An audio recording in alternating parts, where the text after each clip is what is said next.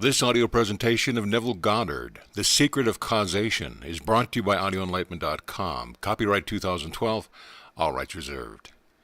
The secret of causation. The secret of imagining is the greatest of all problems, to the solution of which every man should aspire. For supreme power, supreme wisdom, and supreme delight lie in the solution of this great mystery. Imagination is the Jesus Christ of Scripture, and when you solve the great mystery of imagining, you will have found the cause of the phenomenon of life. Imagination is called Jehovah in the Old Testament and Jesus in the New, but they are one and the same being. Divine imagination, containing all, reproduces itself in the human imagination. Therefore, all things exist in the human imagination. When you solve the problem of imagining, you will have found Jesus Christ, the secret of causation. Let me share with you two experiences which came to me this past week. The First Lady said, returning from a wonderful cruise recently, I checked my bag at LaGuardia Airport, bound for Chicago, where I expected to spend a few days with friends. Arriving in Chicago, I discovered that the bag which contained most of my clothes and all of the presents I had bought for my friends and relatives, as well as a locket I had made from the engagement and wedding band my late husband had given me, was missing. I immediately reported the loss to the airline, but when I arrived in California, there was still no trace of it. A week later, I received a letter saying that the bag could not be located, and my first reaction was to curse the airline for their negligence. But then I remembered the imagining creates reality. I tried to reconstruct the letter, but when I couldn't feel its words were true, I began to assume that the bag had arrived at the house. I lifted it up on the bed, opened it, put my clothes away, as well as the gifts which were there. I did this every night and during the day, when I would notice my thoughts going astray. When the grandchildren would ask about their presents, I told them that they were on their way, as I never admitted to anyone the bag was lost. How could I, if I believed what I had imagined? 6 weeks later, I received a letter from the airline saying, if you do not pick up your bag within 5 days, you will be charged storage. I picked up the bag to find everything there and put them all away, just as I had imagined doing. Then the lady added this thought, love's labor is never lost. Everything in that bag was loved, and I knew that if this principle was true, it would prove itself in the testing, and it did. I can't thank her enough for sharing this experience with me, that I in turn may share it with you. Everything is created by the human imagination. There is no other God. You can use your imagination wisely and create a heaven here on earth, or use it foolishly and create the world's havoc. But there is only one power, called the Lord God Jehovah in the Old Testament and Jesus Christ in the New. The lady's first impulse was to curse the person who stupidly lost the bag. Then, remembering what she had heard, she tried to revise the letter. When that didn't seem natural, she asked herself what she would do if the bag was now in her possession. Assuming it was there, she did everything she would do if it was a physical fact, and 6 weeks later it was. That is what I mean by imagining, creating reality. For an assumption is faith, and without faith it is impossible to please your own wonderful human imagination. Divine imagination, containing all, reproduces itself in human imagination. Therefore, the human imagination contains all. The world is the human imagination pushed out. Not knowing this, man cheats himself, murders himself, declares war against himself, and does all sorts of evil against himself. But do not let yourself be intimidated by the horror of the world. Leave it alone, for it is only the misuse of the power exercised by sleeping mankind. Now, another lady shared this experience with me. She found herself in a neighbor's kitchen, filled with men and women dressed as Mennonites. You all know what the Mennonites look like. Originating in Zurich, Switzerland, in the year 1525, they moved into Germany, France, Belgium, and Holland, to finally arrive in this country in the 17th century. Now numbering around 150,000 to 200,000, they continue to dress and live in the same fashion as they did when they arrived here 300 years ago. Here is a fixed belief, which has perpetuated itself year after year. The neighbor's second husband had mistreated her, so the Mennonites killed him. Although she tried to tell him that it was wrong to take the life of another, as far as they were concerned, it was the right thing to do. He had joined their society and knew their laws, which stated that if a man mistreated a woman, he was to be killed. No matter what argument she used, she could not persuade them that what they were doing was wrong. In the 16th chapter of the book of Proverbs you will read, all the ways of a man are pure in his own eyes, but God weighs the heart. God has made everything for its purpose, even the wicked for the day of trouble. Believing in an eye for an eye and a tooth for the tooth, they felt no remorse or guilt for their actions, for in their eyes it was perfect. Suddenly a limousine appeared, and men dressed in black and carrying machine guns entered the house. As she watched, the leader, pointing his gun at the lady, ordered the others to search the house. Then the lady awoke, not to find herself on her bed, but standing in the room of her dream. Suddenly realizing that she was awake in her dream and the action was taking place within her, she stopped the activity, which allowed her to see anyone as alive and independent of her perception, and they all froze. As Blake said, all that you behold, though it appears without, it is within. In your human imagination of that this world of mortality is but a shadow. Turning to the leader, she said, "You don't want to kill her. You love her and she loves you." Allowing them to obey her will, she stood back and watched as the man put his gun down, with outstretched arms, moved to embrace the woman. Turning to go into the kitchen and release the animation there, her alarm caused her to awaken to this level of her dream. This world is just as much a dream as that one, but man is so sound asleep and does not know what he is dreaming. No one will sentence a man for dreaming he killed another. Rather, they will try to analyze it for him, and most of our so-called experts on dreams are past masters of misinterpretation. They do not realize the great mystery surrounding us. I tell you, the whole vast world is the individual dreamer pushed out, and the conflict is within himself, and not on the outside. This lady's drama began as something taking place on the outside and seemingly independent of her perception of it. Then she awoke to an activity within her, which was animating and making alive all that she perceived. Arresting it, everyone became frozen like statues. She changed their intentions, then watched as they were reanimated once more, and now bewildered because of the radical change in them which took place in her. Scripture calls this repentance, or metanoia, which means a radical change of mind. When ideas change, so do your intentions and attitudes toward life.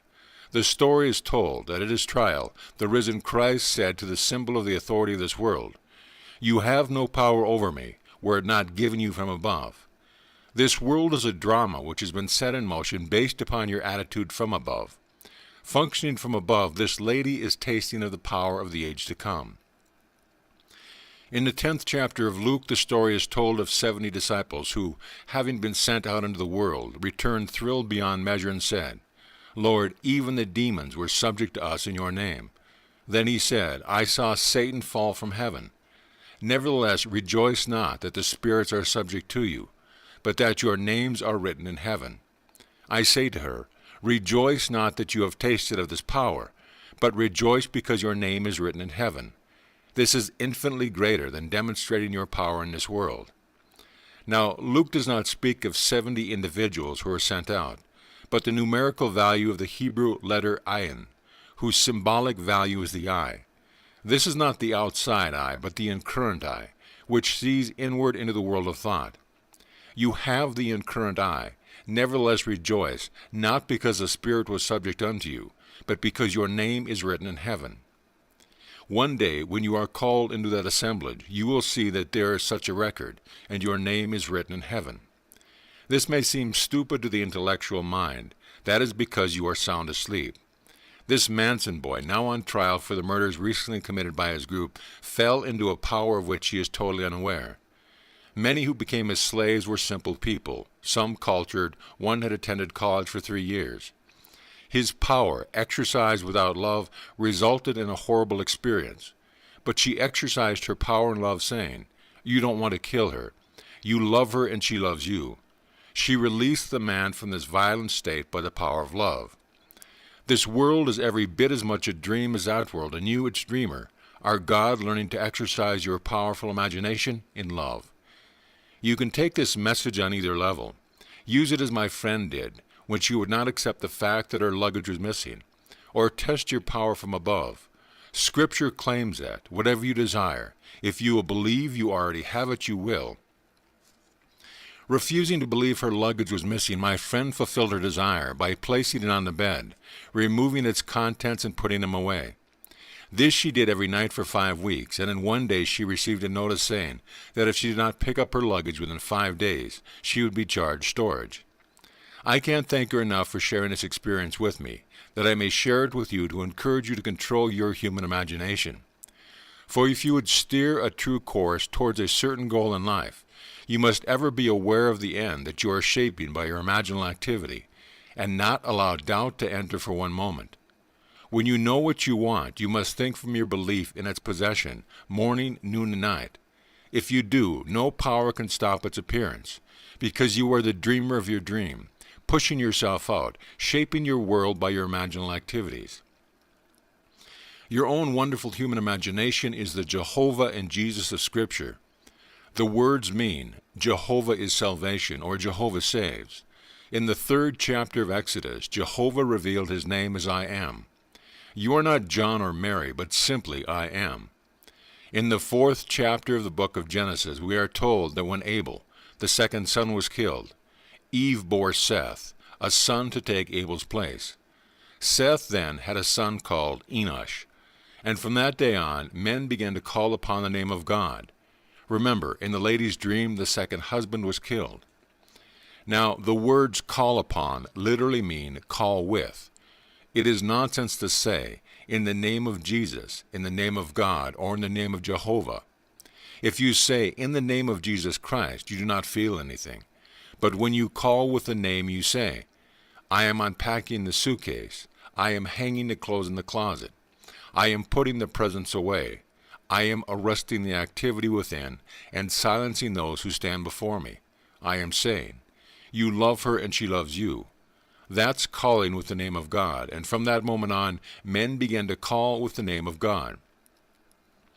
If you really believe me, you will prove my words in the testing. The two ladies have proved it and shared their experience with me. I can't tell you my thrill when I know that you have heard me to the point of applying my words. One who is in the current eyewitness took in the depth and saw into eternity. The other knows the truth and believes on this level of her being. From this level she brought her luggage back with all its contents in place, while the other went into a deeper level of her being to discover that there was nothing on the outside but herself. Mennonites are only expression of fixation. They haven't changed their outer dress in 300 years. Satisfying their conscience, they will loan you $1 and not accept any entrance on the loan. But they can feel justified in buying land and holding it until the price goes up. You see, man has a peculiar innate something that justifies everything he does, thereby making him pure in his own eyes. But I say to you, your imagination manifests itself in the imagination of men. The world is playing its part, because you are imagining every moment in time. Who knows who is treading in the winepress tonight, causing the subtle changes in the minds of men? Perhaps he feels wrongfully accused and is now sitting in jail thinking of getting even with society. That's treading in the winepress. When he can lift his thoughts to the point of vision, the act is committed, and it will manifest itself in the world of man. Vision is simply awakening the dream. Asleep you seem to be the victim of your dreams, but awake as you are here, you can become discriminating. She awoke in her dream, making it vision, realizing that it started as a dream, therefore it must still be a dream. She knew the people were only herself made visible, so she could change them. Placing the thought of love in the mind of man, he became aware of his radical change of thinking, yet was totally unaware of who produced it. Who knows who is producing the changes in the minds of men today, producing war or peace? It could be some woman treading in a winepress, or, as Yeats said, it could be in the mind of some shepherd boy, lighting up his eyes for a moment before he ran upon his way, dreaming of heroism, of noble battles where he was the hero. That little boy can cause the blood to flow. If you know who you are and how imagination operates, you will learn to control your imaginal activities. If you do not, they will be controlled for you by another, and you will become their victim. Any time you exercise your imagination lovingly on behalf of another, you have done the right thing. But if it is not done in love, there is a question mark, for God is love. This knowledge is not the result of some philosophic reasoning, but of self-revelation. God unveiled himself within me, and now I know that God is infinite love. Yes, he is infinite power and wisdom as well, but power without love can raise horror. I say to everyone, believe me, the Jesus of Scripture and the Jehovah of Scripture are your own wonderful human imagination. There is no other God, and God is love. One day you will know this truth. But in the meanwhile, believe me as this lady did. When her natural human impulse was to curse, she blessed by imagining her luggage on her bed. Then she performed in her imagination what she would do in the flesh if her desire were now all pictured on her screen of space. This world is a play, peopled by those in costumes. You are its author, writing your play. You can change it as my friend did and prove to yourself that you can take a fixed idea, symbolized as a Mennonite, and change it. Believe me, imagining does create reality. Take me seriously. You will never know Jesus until you know the secret of imagining, for your imagination is He. If you really believe in God, believe in your own imagination, for it is the power of God and the wisdom of God. The power and wisdom of the lady's imaginal act influenced the entire outer world and produced that so-called lost bag and returned it. I tell you, there is only one power in the universe. We call it by the name of God or Jesus. But if you think of Jesus as someone on the outside who lived 2,000 years ago, you will never know Him. Nor will you ever know God if you think of Him as some impersonal force. God is a person because you are a person. He became you, as He becomes us all, that we may become as He is. Take my message to heart and apply it from now on. You can be the man you would like to be. Don't start dreaming about it. Awake and think from it. Do not concern yourself about trying to meet the so-called right people. They are simply reflections of the activity you have placed within you. Change your thoughts, and you will change the behavior of those who surround you, for they are nothing more than yourself made visible. The day will come when you will awake from this dream, and you will see what my friend saw in another aspect of the dream, that the world is dead, and the only reflection of an activity of the human imagination. Then you will depart, leaving the world as it is for others to play upon, while you return to the being you really are, the Lord God Himself, the Creator of the dream. Now, let us go into the silence.